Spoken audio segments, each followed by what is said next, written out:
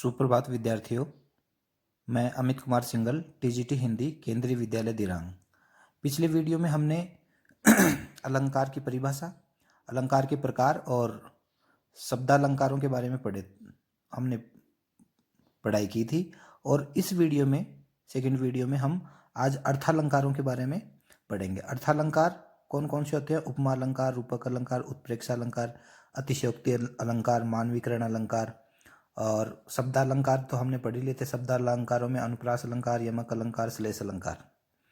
तो आज हम ये अर्थालंकार पढ़ेंगे। अर्थालंकार में सबसे पहला है उपमा अलंकार। उपमा यानी तुलना। एक वस्तु या प्राणी की तुलना अत्यंत समानता के कारण, यानी सिमिलरिटी हो, अत्यंत समानता हो, समानता के कारण किसी अन्य प्रसिद्ध वस्तु या प्राणी से की जाती है, वहां उपमा अलंकार माना जाता है। जैसे चांद सा मुख, यानी चंद्रमा कैसा होता है? सुंदर होता है। लेकिन हम किसी का चेहरा सुंदर होता है तो उसकी तुलना किससे कहते हैं कि मुखड़ा कैसा है? चांद सा मुखड़ा है, चांद सा मुख है। मुंह कैसा है? चांद सा। तो यहाँ मुंह की तुलना किससे की गई? चांद से की गई है, तो उपमा अलंकार हो गया। तो उपमा अलंकार के चार तत्व हैं, अंग है। पहला उपमेय। उपमेय का मतलब है कि हम वह वस्तु या प्राणी जिसकी उपमा दी जाए अथवा काव्य में जिसका वर्णन अपेक्षित हो, उसे उपमेय कहते हैं। जैसे ऊपर दिया गया चांद सा मुख, तो मुख क्या है? यहाँ उपमेय है। उपमान हम जिससे तुलना करते हैं, जैसे सोने से करते हैं, चांदी से करते हैं, सूर्य से करते हैं, चंद्रमा से करते हैं, शेर से करते हैं, गाय से करते हैं, किसी से भी करते हैं, तो वो उपमान हो गया। वह प्रसिद्ध वस्तु या प्राणी जिसके साथ उपमेय की तुलना की जाए उपमान कहलाता है। जैसे चांद सा, तो यहाँ चांद क्या है? उपमान है। और उपमेय क्या है? मुख है। साधारण धर्म। उपमेय तथा उपमान में पाए जाने वाला परस्पर समान गुण धर्म क्या कहलाता है? गुण साधारण धर्म कहलाता है। जैसे चांद भी सुंदर है और मुख भी सुंदर है, तो वो क्या है? साधारण धर्म, चांद सा। ठीक है। अब वाचक शब्द। वाचक यानी जोड़ना। जिस शब्द विशेष से समानता या उपमा का बोध हो उसे वाचक शब्द कहते हैं। जैसे चांद सा मुख, चांद सा। पिपरपात सरिस मंडोला, तो सम सी सा सरिस आदि वाचक शब्द हैं। और ये ही उपमा अलंकार की पहचान है। ये शब्द जिसमें सम सा सी सरिस आदि शब्द आए, वहां निश्चित रूप से उपमा अलंकार होता है। ये ध्यान रखने की बात है, ये वेरी इंपॉर्टेंट है कि किसी भी वाक्य में सम सी सा सरिस, ये शॉर्ट ट्रिक है वैसे। जैसे चांद सा मुखड़ा, अब सा आया है और इसमें यह सा है, तो कौन सा अलंकार हो गया? उपमा अलंकार हो गया। जहां ये चारों तत्व विद्यमान हो वहां पूर्णोपमा होता है। एक एक भी गायब हो तो लुप्तोपमा होता है, लुप्त हो जाता है। ठीक है। अब इसके उदाहरण और देख लेते हैं। पीपर पात सरिस मंडोला, यानी पीपल का जो पेड़ होता है, पीपल का पत्ता होता है, उसके समान मेरा मन घूम रहा था, डोल रहा था, यानी स्थिर नहीं था। पीपर पात, यहाँ पीपल का पत्ता क्या? उपमान है। सरिस क्या है? वाचक शब्द है, जोड़ने वाला शब्द है। मन, मन की तुलना किससे की गई है? पीपल के पत्ते से की गई है। तो उपमेय कौन है? मन है। और उपमान कौन है? पीपल का पत्ता। और डोला, डोला कौन है? साधारण ड्रम। जैसे मन डोलता है वैसे ही पीपल का पत्ता भी इधर उधर घूमता है, वो स्थिर नहीं रहता, हवा के कारण इधर उधर घूमता है। इसके अन्य एग्जाम्पल देखते हैं, अन्य उदाहरण देखते हैं। हाय फूल सी कोमल बच्ची। फूल कैसा होता है? कोमल होता है। और बच्ची भी कहती है, छोटी बच्ची प्यारी सी, वो भी कोमल होती है। तो यहाँ कोमल तो साधारण धर्म हो गया, फूल भी कोमल और बच्ची भी कोमल, तो दोनों में साधारण धर्म हो गया, साधारण बात है। और सी क्या हो गया? वाचक शब्द हो गया। ठीक है। और फूल क्या हो गया? उपमान हो गया। बच्ची क्या हो गई? उपमेय हो गई। यह देखिए, अरविंद से शिशु वृंद कैसे हो रही। ठीक है। अरविंद से शिशु वृंद, अरविंद यानी फूल, और शिशु वृंद यानी वृंद एक गुच्छा, समूह है बच्चों का। कैसे सो रहे? अरविंद से, फूल से बच्चे कैसे सो रहे हैं। मखमल से झूले पर झूल पड़े हाथी सा टीला। टीला कैसा है? हाथी के समान है। मखमल के झूले मखमल के झूल पड़े हाथी सा टीला। उषा सुनहले तीर बरसती। उषा क्या करती है? सुनहले तीर बरसाती है। जय लक्ष्मी सी उदित हुई। सी सा सरिस। मुख बाल रवि सम। सम सा सरिस ये शब्द है सा, तो यहाँ उपमा अलंकार हो गया। मुख बाल रवि सम लाल होकर जवाल सा बोधित हुआ। मुख बाल रवि सम। मुख बाल रवि सम, बालक का मुख सूर्य के समान लाल होकर क्या हो गया? ज्वाला सा बोधित हुआ, क्रोधित सा जान पड़ता है। तब तो बहता समय शिला सा सम जम जाएगा।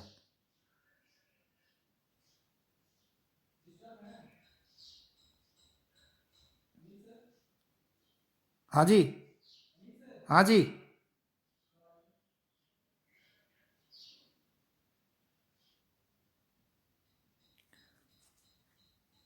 तब तो बहता समय शिला सा जम जाएगा। क्या हो जाएगा? तब तो बहता समय शिला सा, बहता, तब तो बहता समय शिला सा जम जाएगा। समय, समय को किसके समान बताया गया? शिला के समान। और यहाँ एक सा, इसमें भी सा है, इसमें सी है, सम सरिस, ये शब्द जहाँ जाए वहाँ उपमा अलंकार होता है। उपमा अलंकार में आपको कंफ्यूज नहीं होना है। उपमा अलंकार का जहाँ भी उदाहरण देगा वहाँ ये शब्द आएंगे, सम, सी, सा, सरिस। अब ये देखिए, इसमें भी सी है, इसमें सम है, इसमें सा है, तो ये क्या है? यमक अलंकार के उदाहरण हैं। एक या अधिक तत्वों के अभाव में लुप्तोपमा अलंकार माना जाता है। पूर्णोपमा, लुप्तोपमा, यानी ये जो चार हैं, उपमान, वाचक शब्द, उपमेय, साधारण धर्म, इनमें चारों में से एक भी कोई गायब हो तो वहाँ लुप्तोपमा यानी लुप्त यानी गायब, लुप्तोपमा अलंकार होता है, उपमा अलंकार होता है। तो ये उपमा अलंकार के उदाहरण थे। अब है रूपक अलंकार। रूपक अलंकार में जहाँ गुण की अत्यंत समानता के कारण उपमेय में उपमान का अभेद आरोप किया जाए, जहाँ अभेद यानी जहाँ भेद नहीं हो, वहाँ रूपक अलंकार होता है। इसमें वाचक शब्द का प्रयोग नहीं किया जाता, जैसे सा, सम, सी, सरिस, ऐसे शब्दों का प्रयोग नहीं किया जाता। मैया मैं तो चंद्र खिलौना ले ही, यानी चंद्रमा रूपी खिलौना ही लूंगा। यह चंद्रमा उपमेय है और खिलौना उपमान का आरोप होने से रूपक अलंकार है। चरण कमल बंदो हरि राई। चरण रूपी कमल, यहाँ चरणों समेत, यहाँ चरणों उपमेय है और कमल क्या है? उपमान का आरोप हुआ है। आए महंत बसंत, महंत रूपी बसंत रूपक अलंकार है। चंद्र खिलौना, चंद्रमा रूपी खिलौना, चरण रूपी कमल रूपक अलंकार। सब प्राणियों के मत मनो मोर, मत मनो मयूर आहा नाच रहा।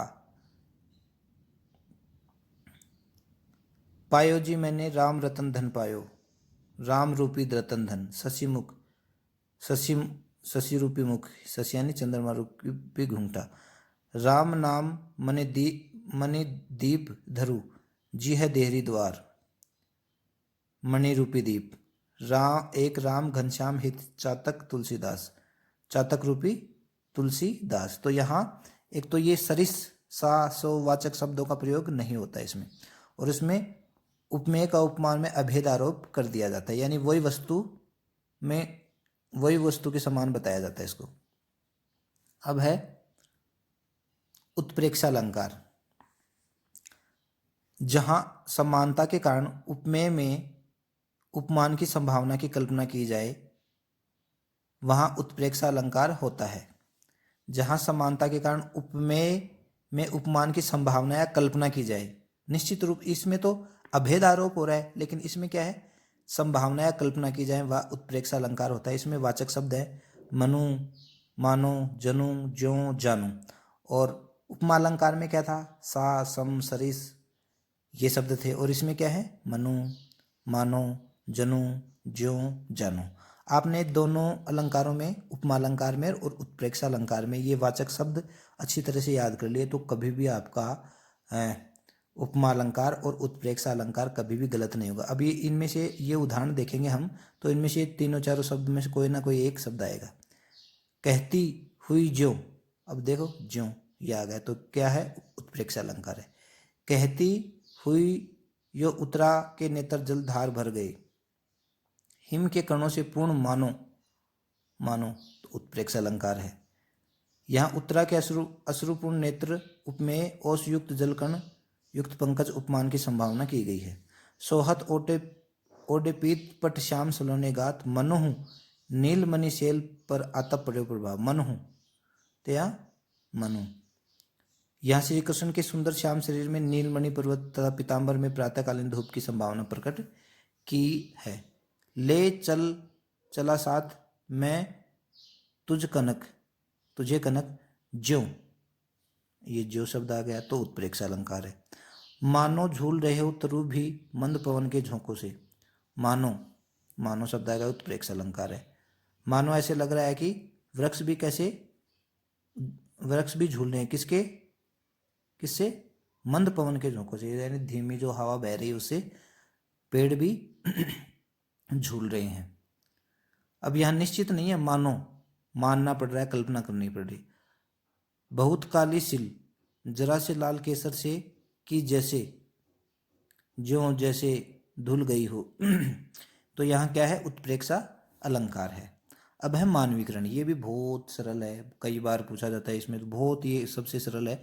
जड़ अथवा चेतन, जड़ है एक जगह स्थिर रहने वाली, जिसमें जड़, जड़ अथवा अचेतन तत्वों पर मानवीय भावों, संबंधों और क्रियाकलापों का आरोप करके उन्हें मनुष्य की तरह व्यवहार करते हुए दिखाना मानवीकरण अलंकार है। जैसे दिवसान का समय, मेघ में आसमान से उतर रही वह संध्या सुंदरी धीरे धीरे, मेघ में आसमान से उतर रही, अब वह संध्या है वो किससे सांझ, शाम को, इवनिंग, अंधेरा, कैसे उतरा? मेघ में आसमान से, आसमान से उतरती है, वो कोई सजीव नहीं है। निर्जीव वस्तु में सजीव वस्तु का आरोप किया जाता है, मानवीकरण होता है। जैसे बीती विभावरी जागरी, अंबर पनघट में डुबो रही उषा नागरी, यानी जो रात्रि है वो अब जग गई है और क्या क्या लेने आई है? रात रूपी स्त्री क्या लेने है? अंबर पनघट में, अंबर यानी आसमान रूपी पनघट में क्या डुबो रही है? अपने उसको घड़े को डुबो रही है। वह संध्या सुंदरी, दिवस का अवसान समीप था, आसमान, मेघ में आसमान से उतर रही वह संध्या सुंदरी। संध्या को किसके रूप में दिखाया गया? सुंदर स्त्री के रूप में दिखाया गया। मॉर्निंग यानी इवनिंग, इवनिंग यानी शाम कभी भी सुंदर स्त्री नहीं हो सकती। इस कविता में उषा को अंबर रूपी पनघट पर गागर भरती हुई स्त्री के रूप में चित्रित किया गया है, अतः यहाँ मानवीकरण है। सरदानत तरुओं की अंजलि से झरे पात, सरदानत तरुओं की अंजलि से झरे पात, सरदानत तरुओं की यानी झुके हुए पेड़ों की अंजलि से झरे पात। अंजलि, अंजलि होती है हमारी आंदला, हम आंदली करते हैं, अंजलि करते हैं। कोम्पल के मुंदे नैन थर थर पुलक गात, कोम्पल यानी कोम्पल जो उगते हुए पत्ते होते हैं पेड़ों पे, नई नई कोम्पलें होती हैं, उन्हें मुद्दे नयन, नयन आंखें नहीं होती उनके, लेकिन फिर भी आंखें मानव की होती है, तो मानवीकरण हो गया। खड़ खड़ करताल बजा रही विशुद्धा हवा, हवा खड़ताल नहीं बजा सकती, कौन बजा सकता? आदमी, तो यहाँ हवा को मानव के रूप में बताया गया है। इस सोते संसार बीच जग कर सज कर रजनी बोले, रजनी बोले, रात, रजनी यानी रात, रात कभी बोल नहीं सकती, आदमी बोलता है, मानव बोलता है, तो मानवीकरण अलंकार हो गया। उषा सुनहरे नीर बरसती, जय लक्ष्मी सी उदित हुई, उषा सुनहरे नीर बरसती, उषा यानी रात्रि, ये कभी नीर नहीं बरसा सकती। मेघ आए बड़े बंठन के, मेघ, मेघ यानी बादल, बादल क्या कैसे आए हैं? आदमी मानव की तरफ बंठन के आए हैं, तो मेघ कभी बंठन के नहीं आ सकते, आदमी बंठन के आया था, तो मेघों को यानी बादलों को मानव के रूप में दर्शाया गया, तो मानवीकरण अलंकार हो गया। जैसे तारे हंस रहे हैं, तो तारे कभी हंस नहीं सकते। चांद मुस्कुरा रहा है, तो चांद कभी मुस्कुरा नहीं सकता, मानव मुस्कुरा सकता, मानवीकरण अलंकार हो गया। हवा बहुत खुश थी, हवा कभी खुश नहीं हो सकती, मानव खुश हो सकता, मानवीकरण अलंकार हो गए। तो ये सारे उदाहरण किसके हैं? मानवीकरण अलंकार के उदाहरण हैं। अब है अतिशयोक्ति। अति यानी बहुत ज्यादा, शयोक्ति अति यानी बहुत ज्यादा, और उक्ति यानी अतिशय। अतिशय यानी बहुत ज्यादा, और उक्ति यानी कथन। कोई कथन को बढ़ा चढ़ाकर प्रस्तुत किया जाए, जैसे जहां किसी वस्तु, पदार्थ, प्राणी, उपमेय का वर्णन लोक सीमा से अधिक बढ़ाकर प्रस्तुत किया जाए, वहां अतिशयोक्ति अलंकार होता है। यानी किसी बात को बढ़ा चढ़ाकर प्रस्तुत किया जाए, वहां कौन सा अलंकार होता है? अतिशयोक्ति अलंकार होता है। आगे नदियां पड़ी अपार, घोड़ा कैसे उतरे पार। राणा ने सोचा इस पार, तब तक चेतक था उस पार। यह सोचने की क्रिया होने से पहले ही घोड़े का नदी पर पहुंचना लोक सीमा का अतिक्रमण है, अतः यहाँ अतिशयोक्ति अलंकार है। देखिए, आगे नदी पड़ी अपार यानी नदी बहुत बड़ी थी, घोड़ा कैसे उतरे पार, उसके पार कैसे जाए। राणा ने सोचा इस पार, तब तक चेतक था उस पार, यानी राणा के सोचने से पहले ही। तो इसका मतलब है कि लोक सीमा का अतिक्रमण कर रहा है, हमने सोचा नहीं, उससे पहले ही वो पहुंच गया, तो यह अतिशयोक्ति अलंकार हो गया। हनुमान की पूंछ में लगन न पाई आग, लंका शीघ्र जल गई, गए निशाचर भाग। यहाँ हनुमान की पूंछ में आग लगने से पूर्व ही लंका के जल जाने का उल्लेख है, यहाँ अतिशयोक्ति अलंकार है। और भी उदाहरण है। मानो उसकी आंखों से आग बरस रही थी, आग कभी नहीं बरसती है, यानी बहुत ज़्यादा गुस्सा आ रहा था। देख लो साकेत नगरी है, स्वर्ग से मिलने गगन जा रही। तो साकेत नगरी को स्वर्ग के समान बताया गया है यहाँ, तो अतिशयोक्ति, इसको बढ़ा चढ़ाकर इसकी सुंदरता का वर्णन किया गया, तो अतिशयोक्ति अलंकार है। और भी बताएं, और बताएं कि और उदाहरण इसके देख लो, जैसे विद्यार्थियों, इसका उदाहरण और देख ले कि एक सैनिक है, वो पाकिस्तानी शत्रुओं पे टूट पड़ा और उसने हजारों सैनिकों के कलम सिर कर दी। एक सैनिक हजार सैनिकों के एक साथ सिर कलम नहीं कर सकता, बात बढ़ा चढ़ाकर कही गई है। दूसरा उदाहरण है दूसरा अलंकार है अन्योक्ति, अन्य उक्ति। जहाँ उपमान अप्रस्तुत के वर्णन के माध्यम से उपमेय प्रस्तुत का वर्णन किया जाए, वहाँ अन्योक्ति अलंकार होता है। इसे अप्रस्तुत प्रशंसा भी कही जाती है।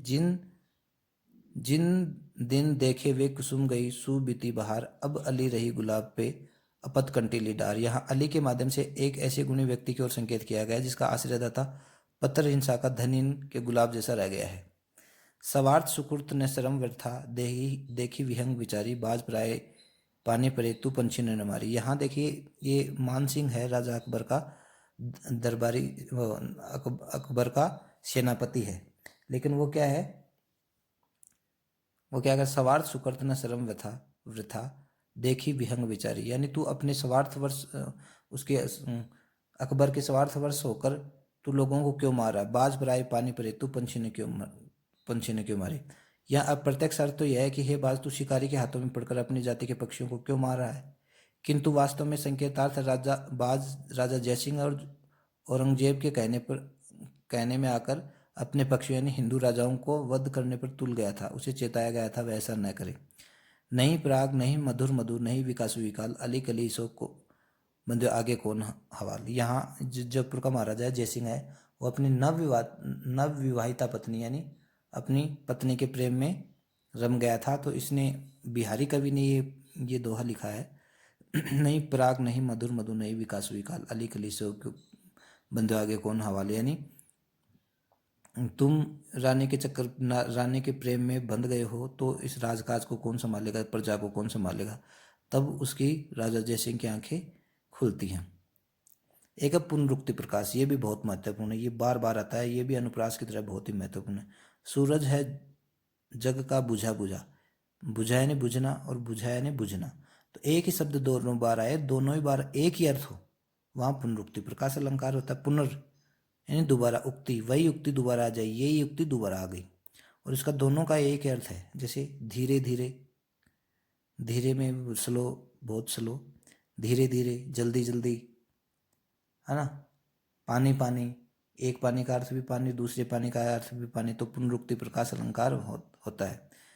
काव्य में जहाँ एक ही शब्द की क्रमशः आवृत्ति हो पर अर्थ भिन्नता न हो, वहाँ पुनरुक्ति प्रकाश अलंकार होता है। अब ध्यान रखने की बात यह है कि एक वाक्य में जब दो शब्द आए, दोनों शब्द, एक वाक्य में दो शब्द आए, दोनों, एक शब्द दो बार आए, दोनों ही बार अलग अलग अर्थ हो, वहाँ तो यमक अलंकार होता है। और एक शब्द दो बार आए, दोनों ही बार एक ही अर्थ हो, वहाँ पुनरुक्ति प्रकाश होता है। तो यहाँ बुझा बुझा का एक ही अर्थ है दोनों ही बार, तो पुनरुक्ति प्रकाश हो गया। अगर इनका दोनों का अलग अलग अर्थ होता तो यमक अलंकार हो जाता। ठीक है, तो ये ध्यान देने की बात है। खड़ खड़ करता करतालबाज, खड़ खड़, इस खड़ का भी मतलब ध्वनि करना, और खड़ का मतलब भी ध्वनि करना, दोनों का एक ही अर्थ है। तो यहाँ कौन सा अलंकार हो गया? पुनरुक्ति प्रकाश अलंकार। अगर इन दोनों का अलग अलग अर्थ होता तो यहाँ यमक अलंकार हो जाता। डाल डाल यानी डाली डाली पे, पेड़ की डाली डाली पे। डाल डाल अली पिक के गायन का सब का बंधा समा, तो क्या हो गया? डाल डाल का मतलब है डाली डाली, तो दोनों ही बार एक ही अर्थ है, तो यहाँ कौन सा अलंकार हो गया? पुनरुक्ति प्रकाश अलंकार हो गया। अगर दोनों ही बार अलग अलग अर्थ होते तो कौन सा होता? यमक अलंकार। अब इसके कुछ वो हैं, यमक और श्लेष अलंकार में क्या अंतर है? यमक अलंकार में एक शब्द अनेक बार प्रयुक्त होकर भिन्न भिन्न अर्थ देता है, जैसे कनक कनकते सौगुनी मादकता अधिका, या खाए बोराए जगवा पाए बोराए। और श्लेष अलंकार में शब्द एक ही बार आता है और पर उसके अर्थ अनेक निकलते हैं, जैसे काली घटा का घमंड घटा, ये तो हो गया यमक अलंकार। घटा, काली घटा यानी बादल, और घमंड घटा यानी घटना। भिखारिन को देख पट देती बार, यहाँ पट एक ही शब्द है लेकिन इसके अर्थ अलग अलग अर्थ अनेक निकल रहे हैं। जैसे पट शब्द का एक बार अर्थ है वस्त्र और दूसरी बार है किवाड़, तो यहाँ उपमा और रूप ये है इसके श्लेष अलंकार का उदाहरण, ये पट वाला। अब उपमा में रूपक में क्या अलंकार है? उपमा अलंकार में वाचक शब्द का प्रयोग होता है, जबकि रूपक में वाचक शब्द का प्रयोग नहीं होता है। इसका उदाहरण आपको बताएं। अब देखिए इसमें ये है यमक अलंकार में, उपमा अलंकार में सॉरी, सा, सम, सी, यहाँ ये वाचक शब्द हैं, लेकिन इसमें एक भी वाचक शब्द नहीं है। रूपक अलंकार में वाचक शब्द नहीं आता, सम, सा, सी ऐसे शब्द नहीं आते हैं। तो ये आज हमारे अलंकारों का वीडियो था। नेक्स्ट वीडियो में हम इसके उदाहरणों को पढ़ेंगे और आप बार बार इनका अभ्यास करें। अभ्यास से ये ज़्यादा समझ में आएंगे, बार बार अभ्यास करेंगे और भी हम आगे भी आपको प्रैक्टिस करवाएंगे। तो आप समय का ध्यान रखें और इस वीडियो को अच्छी तरीके से देखें। नमस्कार।